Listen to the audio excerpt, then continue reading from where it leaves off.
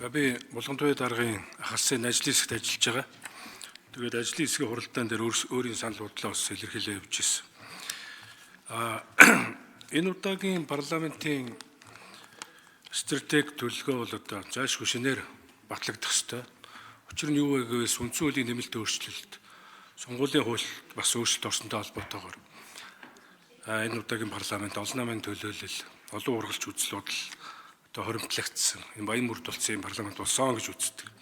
Тэгэхээр шинэ спикер өөрийн үзэл санаа бас өөрийнхөө ажиллах зарчим стратегиас авахгүй бол одоо институцийн соёл хүртэл нь бас харсан байх гэж бодож байгаа. Хүн төвтэй байна гэдэг чинь ерөөсөө энэ хүний төлөө хууль эрх зүйн үйлчилдэг хүнд нийцсэн стандартаа барина гэсэн үг л дээ. Энтэй бол санал нэг байгаа. Тэгэхээр нэг хурал бол энийг бол стратегид онцолж байгаа юм байна. За төлөвлөгөө бол стратегиас тусдаа зүйл. Төлөвлөгөөнд энэ ажил тусаад явах нэ гэж харж байгаа. За парламентын засаглалаас ухрахгүй байх гэдэг зарчмыг бол энэ стратегийн төлөвлөгөөнд тусгасан байна. Нэгдүгээр одоо хамгийн чухал асуудал парламентын засаглалаас ухрахгүй байхаа гэдэг. За гишүүд өөрсдөө үлгэрлэгч байна. Эрдэнэс авахгүй бол мэдээд хүндэтгэх шалтгаантай хүмүүсийг бол хэлэхгүй байна. Оролцоо нь маш чухал байгаа.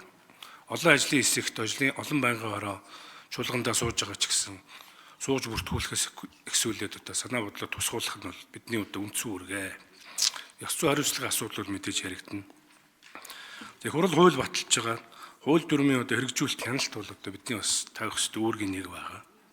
За ингээ мэдээж нээлттэй хэлцэж бүгдээрээ хэлцээ бүлээ усаар угаагаад тэргүү болсны дараа нэгэн тэргүү болсон тэр хууль дүрмээ олонхойгоо гаргасан шийдвэрээ дагаа явдаг энэ зарчимд суралцах ёстой гэсэн.